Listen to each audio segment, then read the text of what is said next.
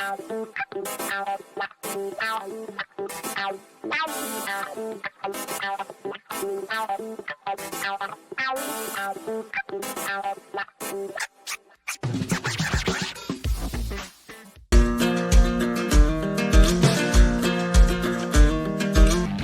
back to the Thom Hartmann program. Don in Paragould, Arkansas. Hey, Don, what's on your mind today? Hey, good morning. Thank you for taking my call. I live here in Arkansas, and I have to say I'm concerned about the amount of appearances that Tom Cotton makes on Fox News. I mean, he's your senator, right? There's only 3 million people in this entire state. Only 700,000 people voted for Tom Cotton to be senator. And he gets on Fox News and discusses it like he represents 75% of the American people. And he really doesn't. Arkansas, Rick Crawford, the congressman from the 1st Congressional District, ran unopposed. This place conceded to Donald Trump before they even had the election, way before. Wow. Way before. We still have people in this town that are flying Trump 2020 flags. I believe it. You know, and so... So, Don, what do you see as a remedy to this? Stop the money for these talking heads going in. I mean, just don't pay them and see how much Tom Cotton would actually go on Fox News. I have to say, Asa Hutchinson was on Tucker Carlson last night. And if you haven't seen the interview with Tucker Carlson with Asa Hutchinson last night, that's something that you need to talk about, because Asa Hutchinson tells Tucker Carlson, well, if you'll just shut up and let me answer the question. Really? You know, this false outrage that Fox News is. And then here's another point. If Fox is so worried about what's happening at the border, why doesn't Sean Hannity, Tucker Carlson, and Laura Ingraham set up, the Fox News International Receiving Station, where if you come in and you volunteer to vote Republican, we'll give you a bigger bowl of rice. I mean, this is a humanitarian crisis. It's not just, and they keep, I live in Arkansas. I live a long way from Texas. It doesn't affect me. But at the top of the hour, every hour, Fox News is running. I mean, when on DirecTV, I can watch on Channel 200. We can watch MSNBC, CNN, Fox News, and BBC World at the same time. And when you see the disparity of what Fox News is pumping out hour after hour, especially during the Sean Hannity, Tucker Carlson, Laura Ingraham 3-hour block, it's just 42 million people are watching this. It's just so DirecTV lets you pull up 4 channels on your TV screen at the same time, and what? Just choose the audio, which one you want to hear? I didn't know about this. That's amazing. On Channel 271 on DirecTV. You can watch. Yeah, I don't have DirecTV, but I do use Sling, which is a DirecTV product, but I don't think they offer that. But that's fascinating. And just the difference in the information that Sean Hannity and say Rachel Maddow are putting out at the same time zone. 2 different audiences, Yeah, no, I get that. Maddow, a shout out. I loved Blowout, and I can't wait to see what she's got to say about Trump in her next book that she comes out with about him. Yeah, I'm with you. She's too. Anyway, Tom, I'll get off here. I'm just embarrassed. Tom Cotton doesn't represent but less than 1% of the population of the United States, and it's just crazy. It's just crazy. Yeah, and only 700,000 out of 3 or 4 million people in Arkansas. Don, thank you. Thanks for your comments and your thoughts. It's nice to hear from you. Ron in Chicago. Hey, Ron, what's up?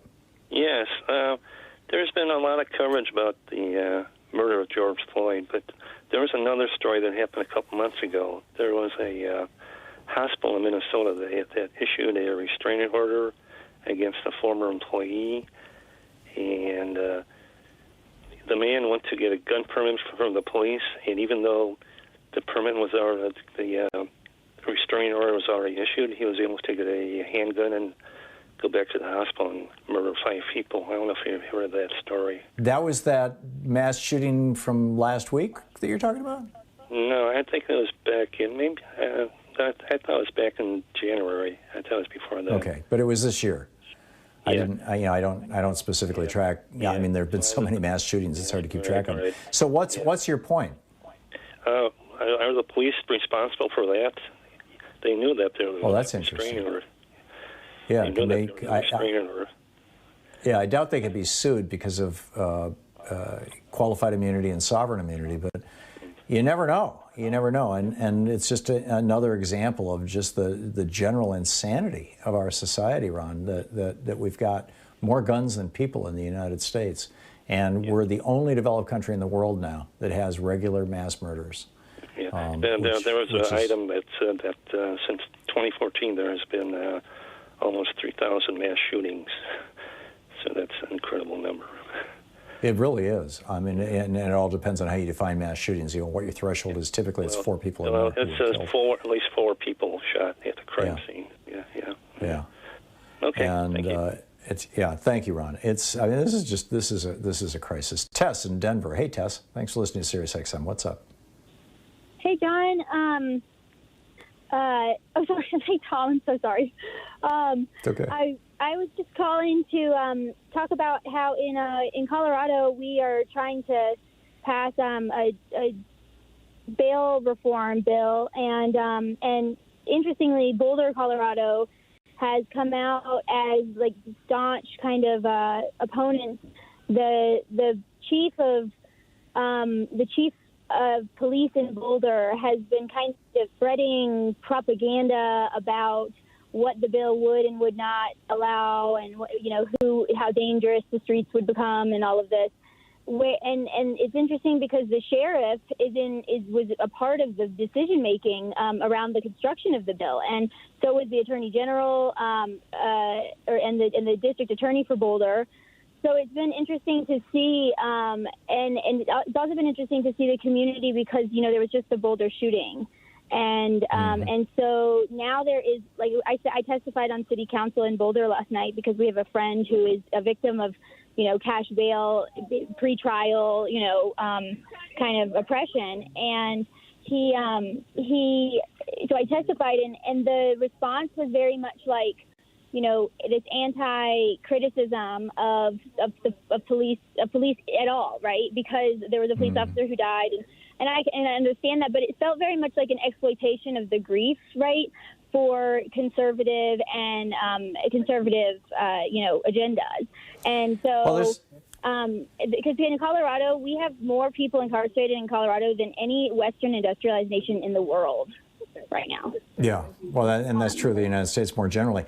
Tess, cash bail, if you dig into it, what you find is that the idea of cash bail, and this kind of goes back to scientific racism and all this nonsense that has been spouted for hundreds of years in this country and overseas as well, throughout Europe, that there are some people who, because of their genetics or accident of birth or whatever, there are some people who are just broken. They're so evil, they're so terrible, whatever, that even if they aren't caught for a big crime, at least they've been caught, and that this kind of criminality is associated with poverty.